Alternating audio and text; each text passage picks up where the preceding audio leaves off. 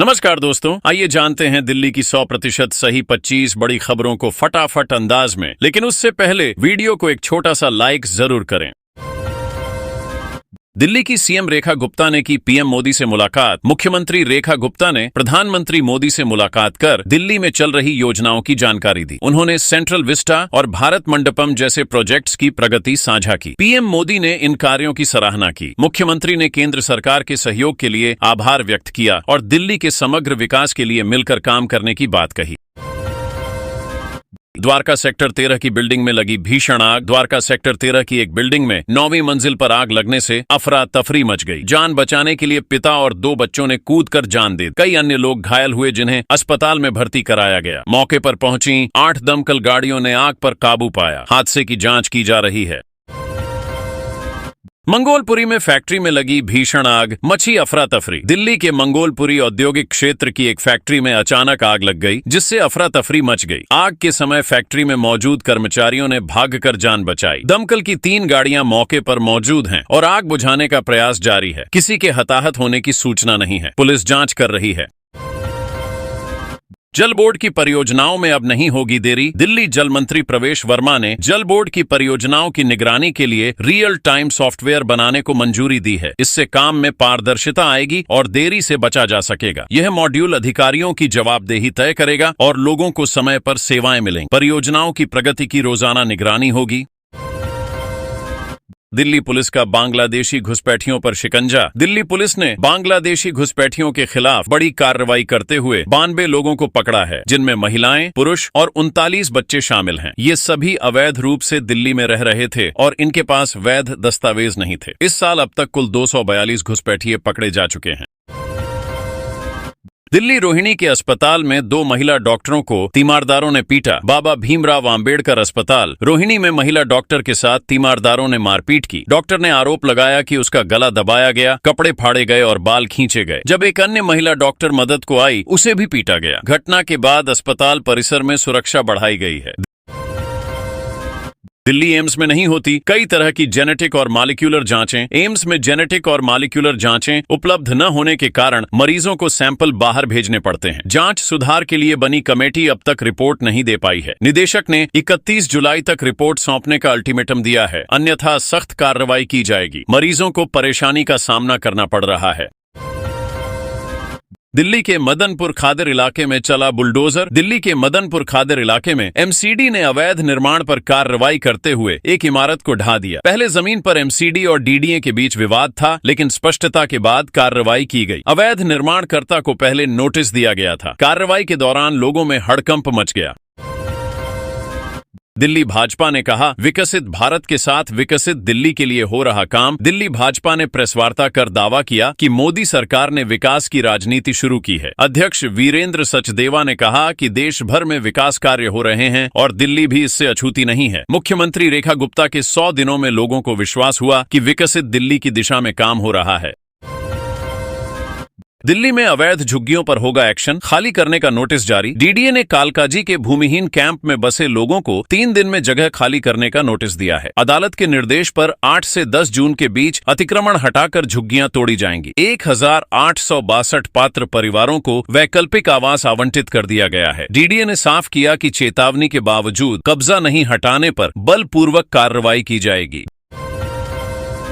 Delhi police का ताबड़तोड़ action, धड़ाधड़ काट रही चालान। दिल्ली ट्रैफिक पुलिस ने नियम तोड़ने वाले वाहन मालिकों पर कड़ी कार्रवाई की है। इस साल मई तक 27,000 से ज्यादा चालान काटे गए। ये चालान नंबर प्लेट पर गलत फोंट, रंग और स्लोगन के लिए हैं। पुलिस अब हाईटेक कैमरे और एल्गोरिदम से ऐसे वाहनों की पहचान कर रही है ताकि ट्रैफिक नियमों का उल्लंघन रोका जा सके।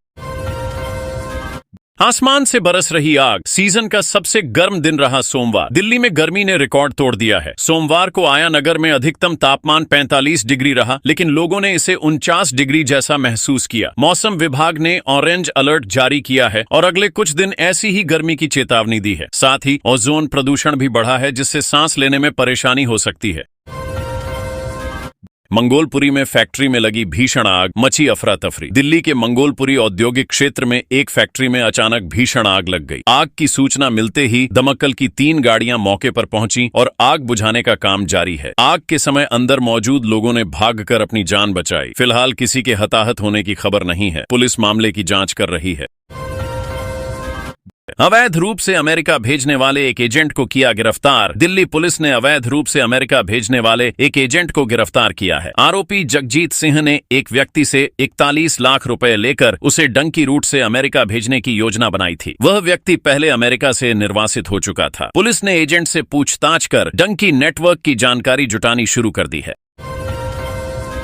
दिल्ली में शनिवार को 33 आयुष्मान आरोग्य मंदिरों का होगा शुभारंभ। दिल्ली में आयुष्मान भारत योजना के तहत 33 नए आयुष्मान आरोग्य मंदिरों का उद्घाटन शनिवार को होगा। मुख्यमंत्री रेखा गुप्ता वर्चुअल माध्यम से इनमें से 7 केंद्रों का उद्घाटन करेंगे। दिल्ली में कुल 1139 ऐसे केंद्र विकसित किए जा रहे हैं जो मोहल्ला क्लिनिक से बेहतर स्वास्थ्य सेवाएं देंगे। इन केंद्रों में इलाज के साथ साथ स्वास्थ्य जागरूकता भी बढ़ाई जाएगी।